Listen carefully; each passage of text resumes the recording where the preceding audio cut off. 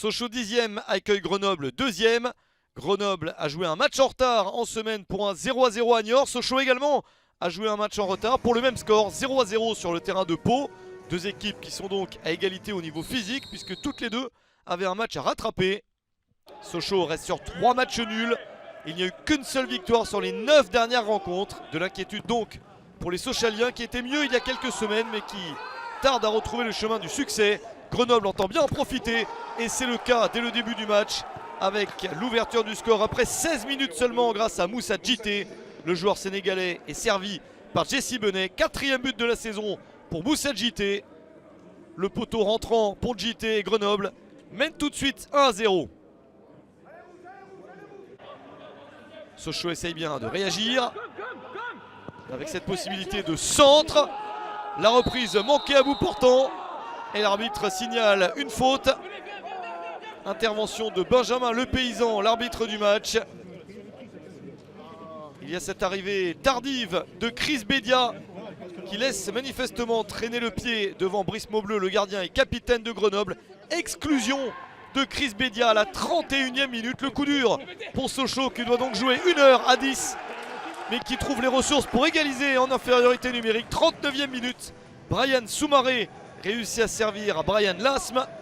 4e but de la saison pour Lasme et ça fait donc un but partout. Grenoble s'est fait surprendre.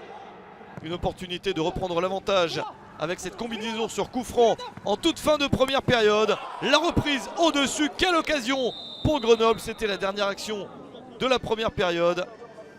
Mais le cadre est manqué. Ça fait donc un partout à la pause. Grenoble reste sur 8 matchs sans défaite. Il n'y avait eu qu'un but encaissé sur les 7 dernières rencontres, un but canet.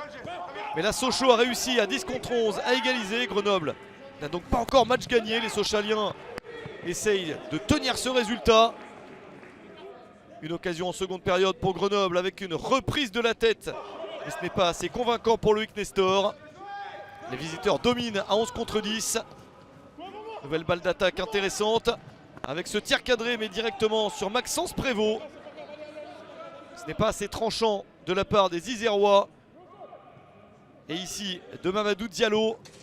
Sochaux croit même pouvoir gagner le match en fin de rencontre. Pourquoi pas à 10 marquer le but du 2-1 et renverser la partie. Voilà la chance de gagner avec cette balle sauvée de justesse par Brice Maubleu. C'était dangereux, notamment avec ce tir soudain de Steve Ambry. Au final, plus personne ne marque dans le match. Un partout entre Sochaux et Grenoble.